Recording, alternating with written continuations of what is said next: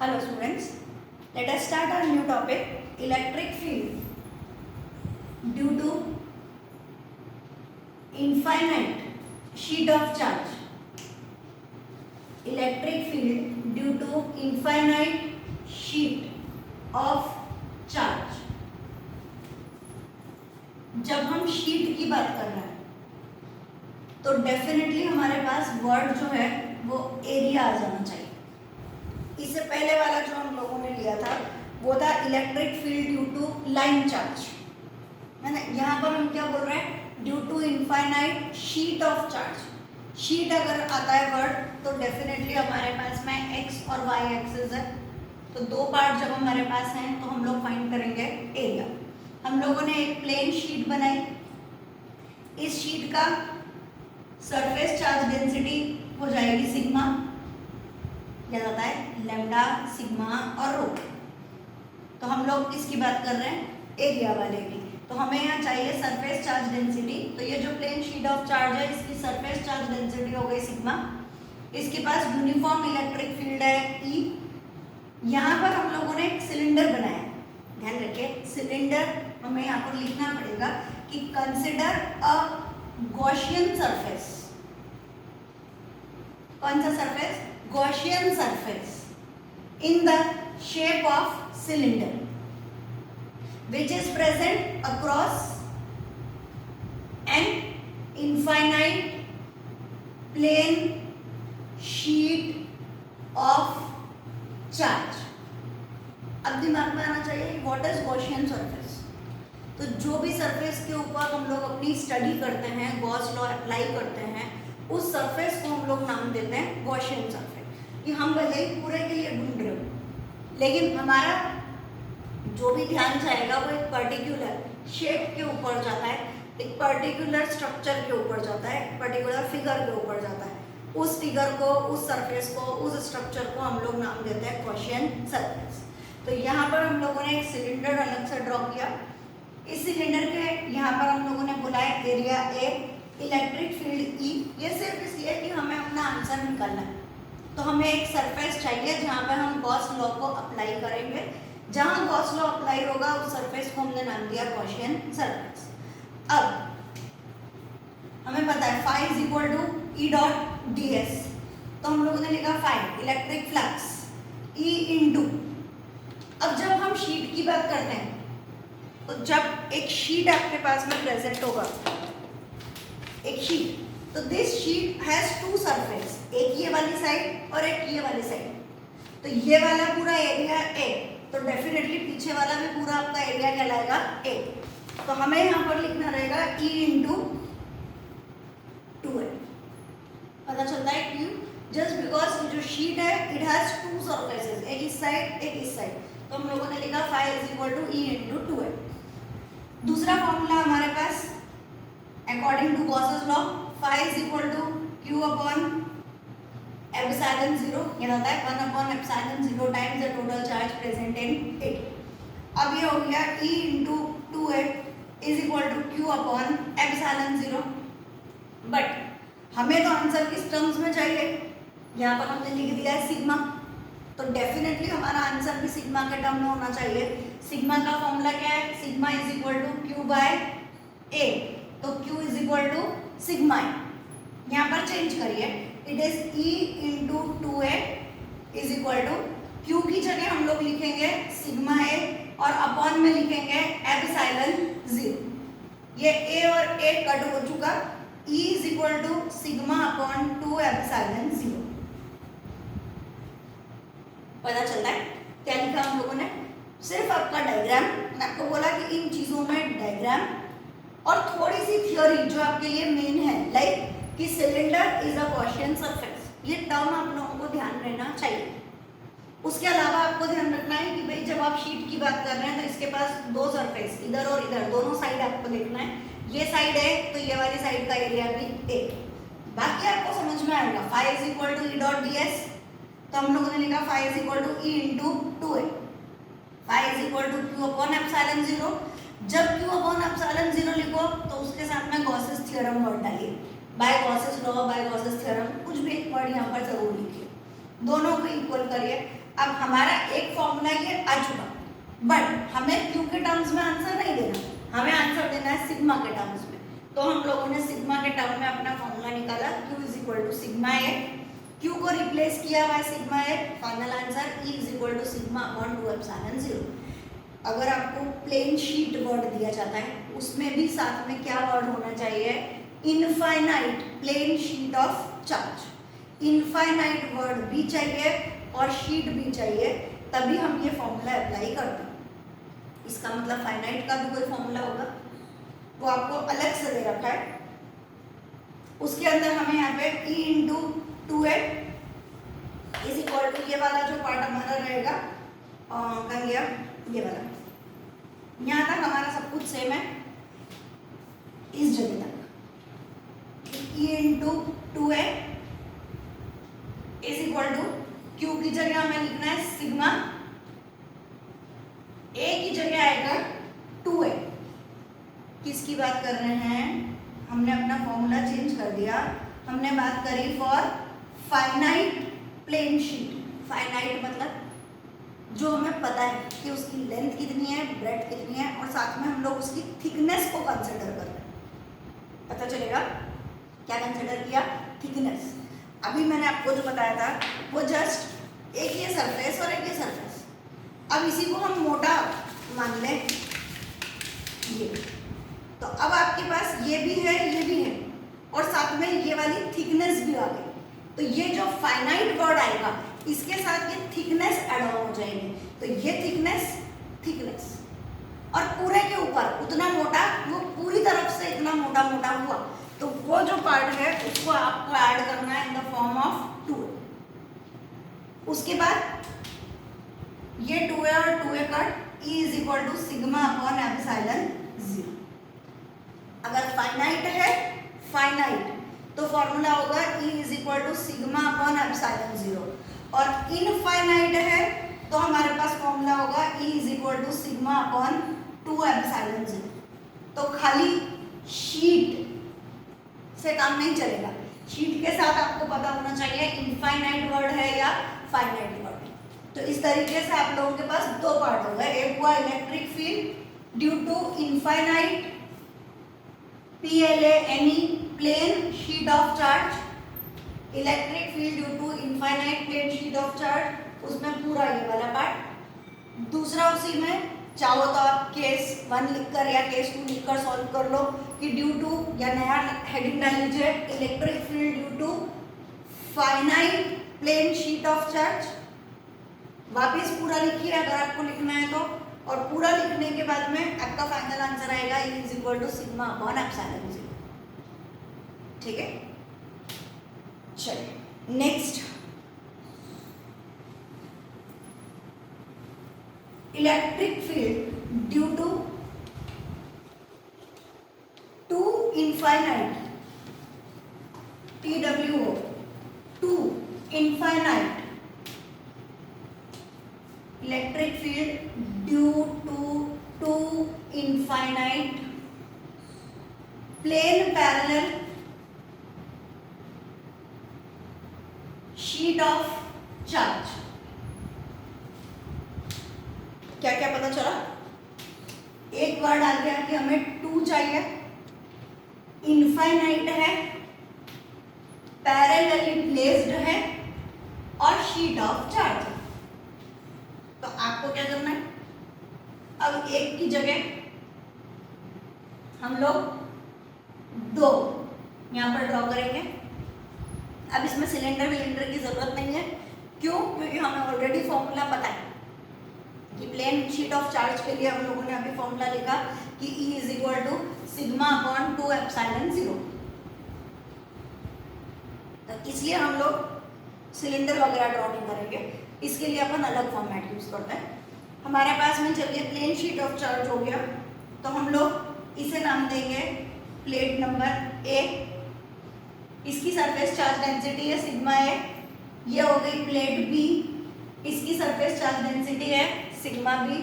पूरे के ऊपर यहाँ पर चार्ज डिस्ट्रीब्यूशन प्रेजेंट है, पूरे पे चार्ज डिस्ट्रीब्यूशन शो करिए, ये पूरा आपका चार्ज डिस्ट्रीब्यूशन यहाँ पर रहेगा, पूरे पे करिए। उसके अलावा अब आपको इसे 3 रीजन्स में डिवाइड करना है। एक ए से पहले वाला रीजन नंबर 1, दूसरा ए और बी के बीच का रीजन, और थर्ड बी के बाद का रीजन।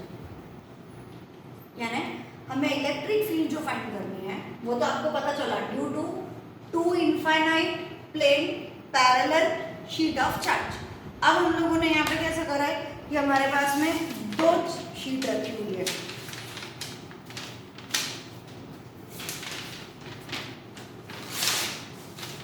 हमारे पास में 2 शीट्स प्रेजेंट है।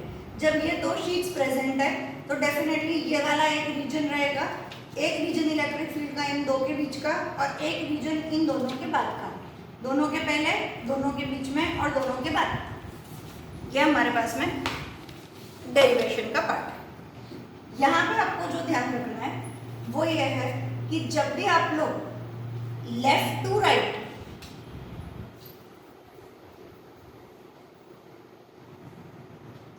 बात करेंगे, आप पॉजिटिव इलेक्ट्रिक फील्ड यूज करेंगे, और जब भी राइट टू लेफ्ट है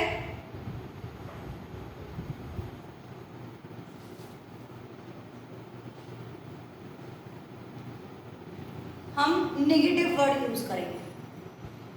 लेफ्ट टू राइट के लिए पॉजिटिव साइन और राइट टू लेफ्ट के लिए नेगेटिव साइन। देखते हैं हम लोग क्या फाइंड कर रहे हैं। हम लोग फाइंड कर रहे हैं केस 1, इसमें अपन लिखेंगे इन रीजन 1।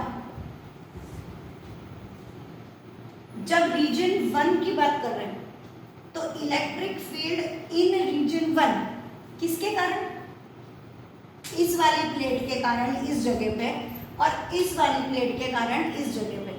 आप रीजन्स पर मत जाइए,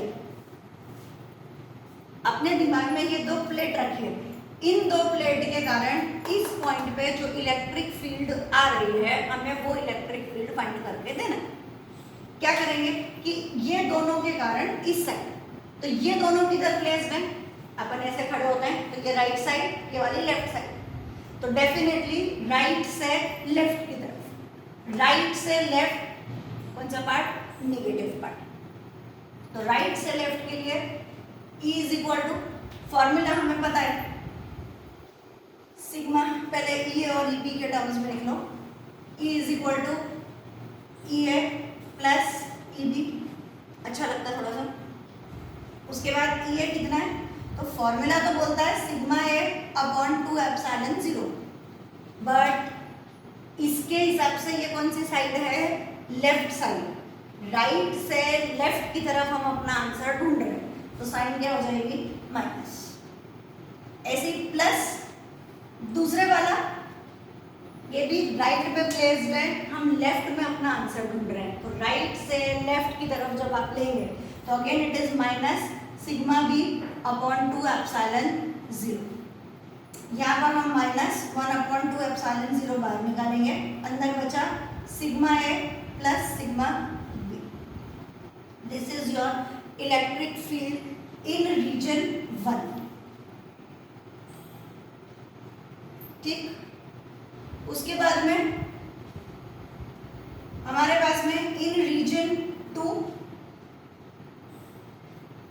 केस 2, इन रीजन 2, ये वाला रीजन जो है ये हमारा कहलाएगा रीजन 2।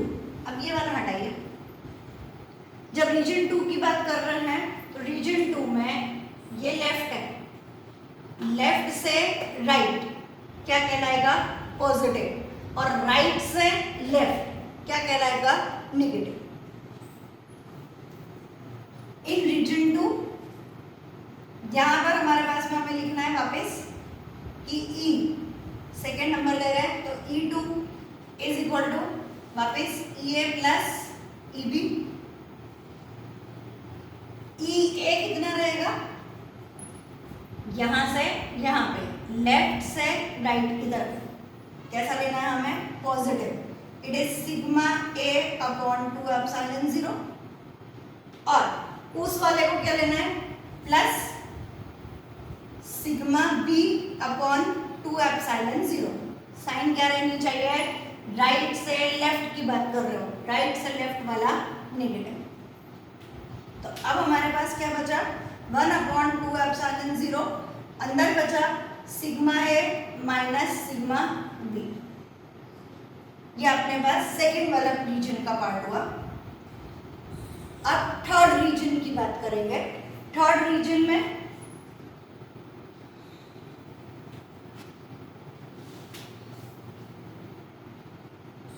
अभी हम तीनों रीजन पढ़ेंगे, इसके बाद इनके स्पेशल केसेस पढ़ेंगे। थर्ड रीजन हमारा ये वाला रीजन कहलाएगा। ये वाले रीजन में राइट से आप किसकी बात कर रहे हैं, लेफ्ट में नहीं, चलो आप लोगों को समझ में आना चाहिए कि ये वाले के कारण थर्ड पे, ये वाले के कारण थर्ड पे, मतलब लेफ्ट से राइट की तरफ, लेफ्ट से राइट, किधर से किधर हमें ध्यान देना है, इस शीट के कारण थर्ड रीजन पे, इस शीट के कारण थर्ड रीजन पे, मतलब लेफ्ट के कारण राइट का आंसर हम लोग ढूंढ रहे हैं। लेफ्ट टू राइट हमारा आंसर क्या आ रहा है, पॉजिटिव साइड। तो E3 इज इक्वल टू, वापस हमें वही लिखना है, EA प्लस EB। EA कितना रहेगा, सिग्मा A अपॉन 2 एप्सिलॉन 0 और सिग्मा B तो वापस हमारे पास में EB तो sigma B upon 2 epsilon 0, 1/2 epsilon 0 बाहर निकालिए, अंदर बचा sigma A plus sigma B। ये तीनों रीजन्स का आंसर। रीजन्स निकालते हुए प्लीज ध्यान रखिएगा कि आप किस साइड से किस साइड की बात कर रहे हैं। जब आप 1 पर निकाल रहे हैं तो A के कारण और B के कारण, जब 2 पर निकाल रहे हैं तो A के कारण और B के कारण, और जब 3 पे निकाल रहे हैं तो A के कारण B के कारण। इस हिसाब से अपना लेफ्ट राइट डिसाइड करें। अब इसके स्पेशल केस में हम लोग चलते हैं। इसका स्पेशल केस बोलता है when sigma A is equal to sigma B is equal to sigma, मतलब जो दो प्लेट्स हमने ली है, इन दोनों प्लेट्स की सरफेस चार्ज डेंसिटी हमारे पास में सेम आ रही है। Sigma A is equal to sigma B is equal to sigma. अब देखते हैं क्या होता है कि अगर हम लोग यहाँ पर पुटअप करते हैं, ये वाला हो जाएगा minus sigma upon 2 epsilon 0, this is also minus sigma upon 2 epsilon 0। क्या आंसर आया आपके पास में, -1 epsilon 0 -1 epsilon sorry -1 sigma upon 2 epsilon 0, ये हो गया आपके पास -2 sigma upon 2 epsilon 0। Final answer is sigma upon epsilon 0। जब हम केस 2 की बात करेंगे तो यहाँ पर आया sigma sigma, sigma minus sigma,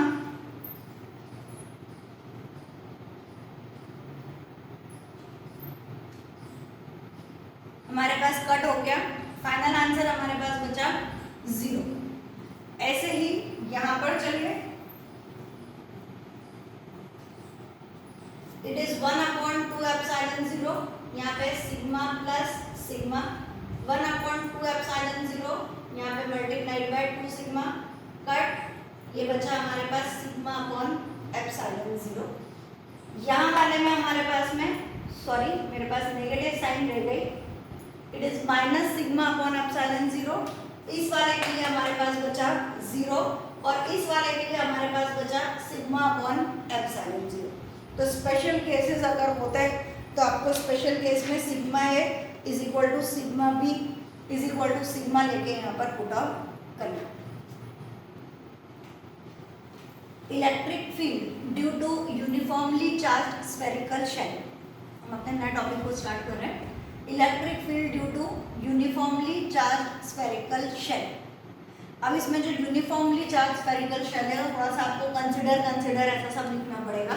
इसमें हम लोग लिखेंगे कंसिडर द स्फेरिकल शेल, थोड़ा प्रॉपरली लिखिएगा कि एक आध बार आपको भी आदत पड़े। Consider the spherical shell of radius capital R। देखिए ये वाला जो हमारा पार्ट है, ये बीच वाला जो पार्ट है, इसे हम लोग अपना स्फेरिकल शेल ले रहे हैं और इसका रेडियस हम लोगों ने लिया है capital R with centre O, यहाँ पे लिखेंगे with centre O and charge plus q and charge plus q present over the surface. कहाँ पर प्रेजेंट है? तो उस सरफेस के ऊपर प्रेजेंट है. ठीक, उसके बाद अब हमें क्या लेना है? तो कंसिडर अ गॉसियन सरफेस, वो आप लोग लिखिए थोड़ा सा, consider a Gaussian surface around the charge spherical shell. हमेशा हमें, मैंने बताया, हम जिस पे स्टडी करेंगे वो पॉइंट गॉसियन सरफेस कहलाएगा. हमने एक एक्स्ट्रा गॉसियन सरफेस लिया. Let us have electric field E, a point P on which the electric field has to be measured, and small area ds. ये सब कुछ कहाँ पर प्रेजेंट है? गॉसियन सरफेस पे. गॉसियन सरफेस हमारा बाहर वाला, इसका स्मॉल एरिया ds लिया, इसके ऊपर इलेक्ट्रिक फील्ड जा रही है E, और यहाँ पर हम लोग एक पॉइंट P कंसिडर कर रहे हैं जिस पर हम इलेक्ट्रिक फील्ड ढूंढने वाले हैं. ये सब आप लोगों को कंसिडर के फॉर्म में लिखना है. ठीक, अब इसमें हम टोटल 3 तरह के डेरिवेशंस पढ़ेंगे. हो सकता है आपको तीनों दिन करना पड़े, हो सकता है आपको खाली एक पार्ट स्पेसिफिकली आ जाए. तो डिपेंड्स कि किस तरह का क्वेश्चन है, उसके अकॉर्डिंगली आप अपने आंसर को चेंज करेंगे. फर्स्ट हमारा रहेगा कि when point P lies outside the spherical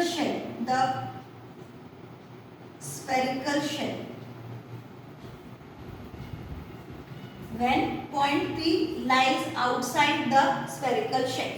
P कहाँ पर है? तो ये हमारा स्फेरिकल शेल, इससे बाहर एक पॉइंट है P. उस P पर हम आप लोग अपना इलेक्ट्रिक फील्ड ढूंढने के लिए जाए. तो डेफिनेटली इलेक्ट्रिक फील्ड की शुरुआत के लिए हमें क्या चाहिए? तो हम लोग यहाँ पे लेंगे, let us find electric flux for small surface ds. तो स्मॉल सरफेस है तो इलेक्ट्रिक फ्लक्स भी स्मॉल हो जाएगा. d5 is equal to E dot ds. Proper लिख रहे हैं तो प्रॉपर वेक्टर वगैरह सब कुछ लगाइए, अच्छा लगता है. फिर d5 is equal to E ds. यहाँ पर अपने को ब्रैकेट में लिख देना है कि since electric field is normal तो theta is equal to 0 degree. हमें पता है कि हमने यहाँ ds cos थीटा नहीं लिखा.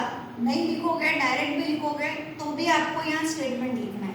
और आपने लिखा है ds cos theta, well and good, लिखिए, कोई मना ही नहीं है. लेकिन यहाँ पर आपको लिखना है कि since E is normal to the surface, तो हम यहाँ पे eds यूज कर सकते हैं. अब हम लोग लेंगे नाउ टोटल इलेक्ट्रिक फ्लक्स. जब टोटल लेने जा रहे हो तो हम यहाँ पे डायरेक्ट लिख देते हैं 5. आपको दोनों तरफ इंटीग्रेशन और ये सब शो करना है तो आप डायरेक्ट वो करिए पूरा कि आप यहाँ पे इंटीग्रेट करेंगे, फिर यहाँ पे d5 लिखेंगे, फिर यहाँ पर आप लिखिए E surface integral of ds. आपको ऐसा पार्ट करना है, आप ऐसा करिए. थोड़ा सा एक आध स्टेप जंप मारनी है, यू कैन, मनाइए, वरना पूरा लिखिए, अच्छा लग रहा है, बढ़िया. 5 is equal to E ds क्या होगा? कौन सा शेप है? स्फेरिकल. तो डेफिनेटली हमें यहाँ पे लिखना है 4 पाई. बट अब r कौन सा लेना है वो हमारे लिए मेन बात है कि P कहाँ पर है? Outside the spherical shell. Inside वाले का रेडियस है कैपिटल R, आउटसाइड वाले का रेडियस है स्मॉल r. तो हम यहाँ पर जो यूज करेंगे वो पार्ट होगा हमारा small r. 5 is equal to E into 4 pi r square. जब यहाँ पर खत्म हो जाए तो अगला स्टेटमेंट आपको पता है, 5 is equal to Q upon epsilon 0 by Gauss's law, Gauss's theorem.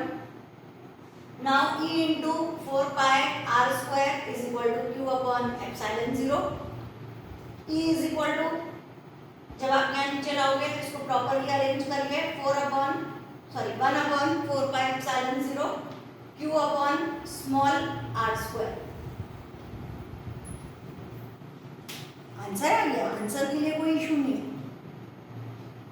आपको आता भी था, ऐसा पहले भी कर चुके हैं, मैं कोई नया डेरिवेशन आपको नहीं समझा रही हूँ, लेकिन फिर वही बात कि पता होना चाहिए कि अगर ऐसा दिया हुआ है तो हमें ये फॉर्मूला डिराइव करना है। मेन बात सिर्फ ये वाली है कि ये याद रखिए कि इस चीज में हमें ये डेरिवेशन चाहिए। चलिए सेकेंड लेंगे, when point P lies on the surface of, क्या लिखा है हमने, second, when point P lies on the surface of spherical shell, सब कुछ सेम, एवरीथिंग, सब कुछ आप लोगों का सेम चलेगा। पूरा डेरिवेशन वापिस है कि D phi is equal to E dot D S, पूरा वापिस होगा, वही आपको करना है।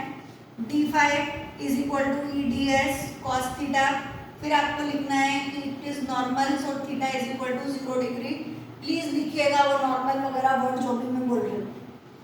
फिर D phi is equal to E D S, उसके बाद टोटल फ्लक्स, तो यहाँ पर आपका आ जाएगा integration D phi is equal to E surface integral of D S, सब कुछ सेम। डी फाई यहाँ पर बन गया phi, E as it is E. अब क्या चेंज हुआ, आपका ये जो पॉइंट है P वो यहाँ नहीं है, पॉइंट P कहाँ पर है, on the surface of spherical shell, मतलब वो जो पॉइंट है वो ऑन द सरफेस है यहाँ पर। और जब यहाँ पर है तो इसका रेडियस हमारे पास क्या प्रेजेंट है, कैपिटल है। तो यहाँ पर आपका जो पार्ट है वो E into 4 pi capital R square में कन्वर्ट हो जाएगा। यहाँ पर भी आ जाएगा 4 पाई कैपिटल आर स्क्वायर, यहाँ पर भी आ जाएगा कैपिटल आर स्क्वायर। पूरा सेम डेरिवेशन, सिर्फ स्मॉल आर की जगह हमने उसे रिप्लेस कर दिया बाय कैपिटल आर। बढ़िया। Third, when point P lies inside the spherical shell,